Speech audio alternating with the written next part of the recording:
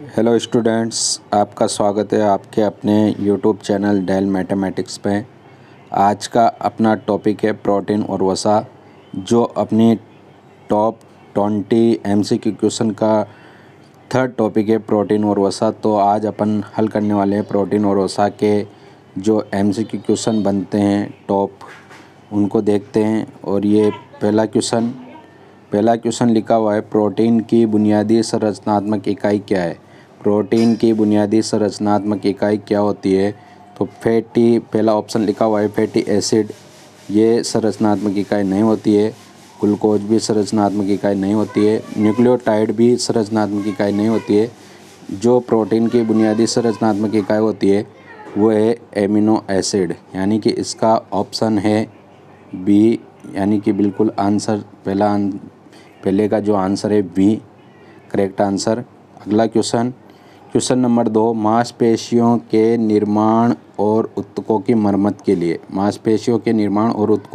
के लिए सबसे आवश्यक पोषक तत्व कौन सा है? सबसे आवश्यक पोषक तत्व कौन सा है? वसा है कि कार्बोहाइड्रेट है, प्रोटीन है कि विटामिन है? 4 ऑप्शन में से अपन को आंसर बताना है, तो इसका सही आंसर है सी, यानी कि प्रोटीन मांसपेशियों के निर्माण और ऊतकों की मरम्मत के लिए सबसे आवश्यक पोषक तत्व होता है। अगला क्वेश्चन नंबर 3, क्वेश्चन नंबर 2 का जो सही आंसर है सी वाला ऑप्शन। और जो तीसरा क्वेश्चन है उसको देखते हैं। शाकाहारी भोजन में प्रोटीन का सबसे समृद्ध स्रोत किसे माना जाता है?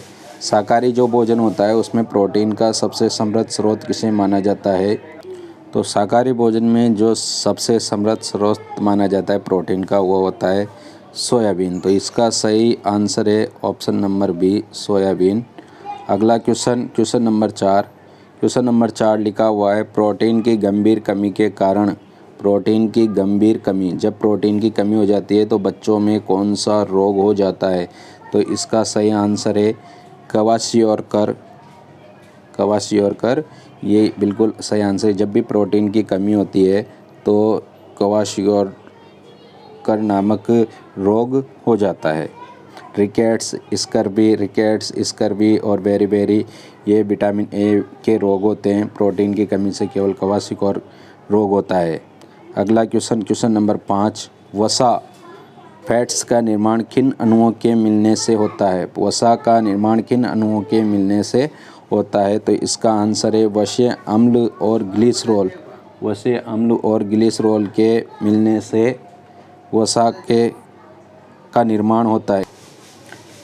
अगला क्वेश्चन नंबर 6, प्रति ग्राम सबसे अधिक ऊर्जा कैलोरी कौन सा पोषक तत्व प्रदान करता है? प्रति ग्राम, यानी कि 1 ग्राम के आधार पर सबसे अधिक कैलोरी कौन सा पोषक तत्व प्रदान करता है? तो क्वेश्चन नंबर 6 का आंसर है वसा सबसे अधिक कैलोरी वाला पोषक तत्व प्रदान। चलते हैं अगले क्वेश्चन की ओर। क्वेश्चन नंबर 7 लिखा हुआ है, निम्नलिखित में से कौन सा वसा का प्रकार हृदय स्वास्थ्य के लिए, हृदय की जो प्रॉब्लम होती है उसके स्वास्थ्य के लिए सबसे अच्छा माना जाता है? तो इसमें ऑप्शन दिया हुआ है संतृप्त वसा को, कि असंतृप्त वसा को, ट्रांस फैट को, कि इनमें से कोई नहीं। कौन सा वसा का प्रकार हृदय स्वास्थ्य के लिए सबसे अच्छा माना जाता है? तो ट्रांस फैट इसका सही आंसर। सातवें का जो आंसर है ये ट्रांस फैट, तो असंतृप्त वसा सातवें का आंसर है असंतृप्त वसा। क्वेश्चन नंबर 7 का करेक्ट आंसर है बी ऑप्शन, असंतृप्त वसा। क्वेश्चन नंबर 6 का जो आंसर था option number D. Question number 5 का जो आंसर था सी ऑप्शन। अगला जो क्वेश्चन है क्वेश्चन नंबर 8, कौन सा विटामिन वसा में घुलनशील है? कौन सा विटामिन वसा में जो घुलनशील हो जाता है? कौन सा ऐसा विटामिन है जो वसा में घुलनशील होता है? तो विटामिन सी, यानी कि answer number C correct answer, vitamin K वसा में घुलनशील होता है। अगर आपसे पूछा जाए कि ऐसा कौन सा विटामिन है जो वसा में घुलनशील होता है, तो विटामिन के वसा में घुलनशील होता है। अगर आपको वीडियो पसंद आ रही हो तो बिल्कुल लाइक कीजिए और शेयर कीजिए। और अगर आप हमारे चैनल पर पहली बार है तो हमारे यूट्यूब चैनल को सब्सक्राइब भी कीजिए। बढ़ते हैं अगले क्वेश्चन की ओर। क्वेश्चन नंबर 9, भोजन में वसा की अधिकतम मात्रा का सेवन करने से कौन सी समस्या हो सकती है? भोजन की वसा की अत्यधिक मात्रा का सेवन, भोजन में जो वसा की अत्यधिक मात्रा का अगर सेवन कर लिया जाए तो निम्न में से कौन सी बीमारी हो सकती है? तो मोटापा और हृदय रोग। अत्यधिक वसा धमनियों में कोलेस्ट्रॉल जमा कर देती है, यानी कि मोटापा और हृदय रोग हो जाता है। ये रक्तचाप यानी कि रक्त की कमी, ये घेंघा, ये सूखा रोग ये नहीं होते हैं।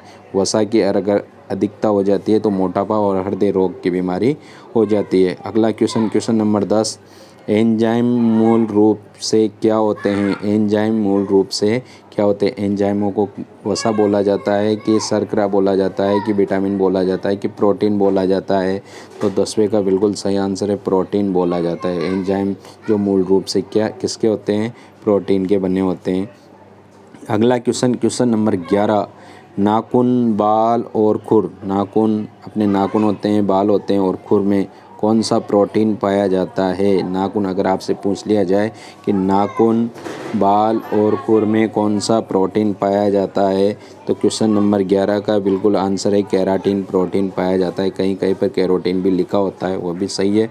अगला जो क्वेश्चन है क्वेश्चन नंबर 12, हमारे शरीर में इंसुलिन हार्मोन रासायनिक रूप से क्या है? यानी कि इंसुलिन जो हार्मोन होता है उसको रासायनिक रूप से क्या माना गया है?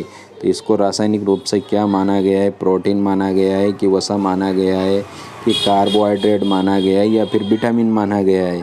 तो 12वें में को जो आंसर है वो प्रोटीन माना गया है। हमारे शरीर में जो इंसुलिन हार्मोन होता है उसको रासायनिक रूप से क्या माना गया है? तो रासायनिक रूप से प्रोटीन माना गया है। 12वें का जो आंसर है ऑप्शन नंबर ए, और 11वें का जो आंसर था वो ऑप्शन नंबर बी था, और 10वें का जो आंसर था वो ऑप्शन नंबर डी था।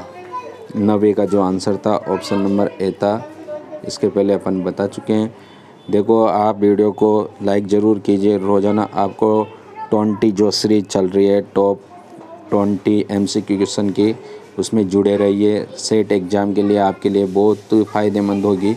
ये प्रीवियस ईयर क्वेश्चन और NCERT बुक से लिए गए क्वेश्चन हैं जो आपके एग्ज़ामों के लिए बहुत सुविधाजनक होंगे, और इससे आप कंफर्म हो जाइए कि आपको जो भी क्वेश्चन मिलेंगे 1 या 2, इन टॉपिकों के अंदर से 1 या 2 क्वेश्चन मिलते हैं।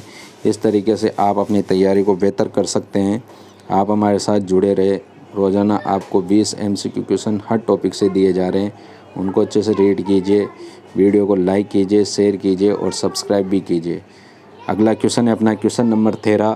क्वेश्चन नंबर 13 लिखा हुआ है, 2 अमीनो अम्ल आपस में किस बंध द्वारा जुड़े होते हैं? तो 2 अमीनो अम्ल आपस में आयनिक बंध द्वारा जुड़े होते हैं।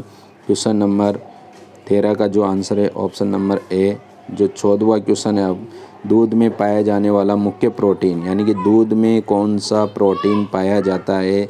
तो दूध के अंदर कैसिन प्रोटीन पाया जाता है, कैसिन नाम का प्रोटीन पाया जाता है। तो इसका आंसर हुआ ऑप्शन नंबर बी।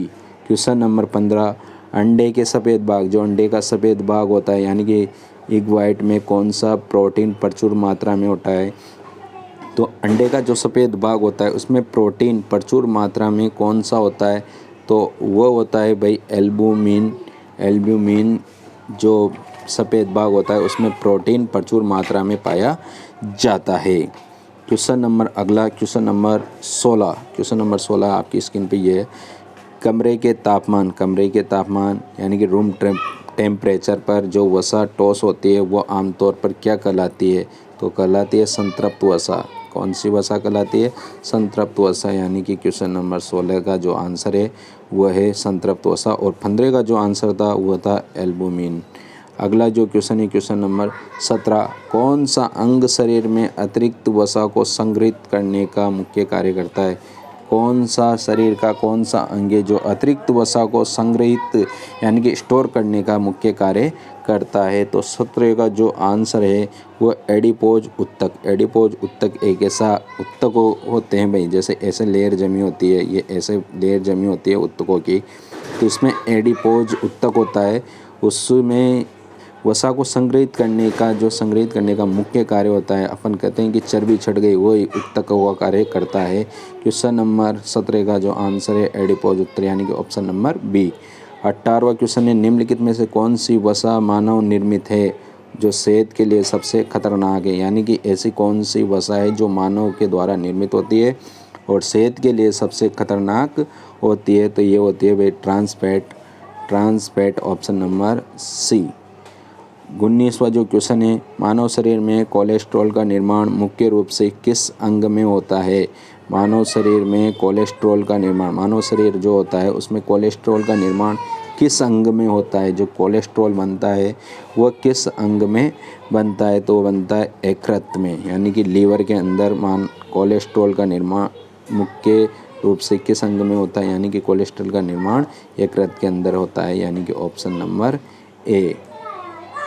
अगला जो क्वेश्चन है लास्ट क्वेश्चन नंबर 20, और ये आज का अपना टॉप 20 MCQ का लास्ट क्वेश्चन है। प्रोटीन का पाचन मानव शरीर के किस अंग से शुरू होता है। प्रोटीन का जो पाचन होता है वह हमारे शरीर के किस अंग के द्वारा होता है, तो वह पाचन होता है आमाशय के द्वारा। किसके द्वारा? आमाशय के द्वारा। तो ये थे भाई आज आपके 20 क्वेश्चन जो अपन ने हल किए हैं, और इन 20 क्वेश्चनों को अगर आप देखते हो तो इनसे 1 या 2 क्वेश्चन ज़रूर मिलेंगे आपको पेपर के अंदर। आपका वीडियो को अंत तक बने रहने के लिए धन्यवाद। अगर आपको इस क्लास की PDF चाहिए तो आप हमारे डेल मैथमेटिक्स टेलीग्राम चैनल से डाउनलोड कर सकते हैं। आप हमारे साथ बने रहे। आपका सहयोग करने के लिए बिल्कुल बहुत बहुत धन्यवाद। Thank you.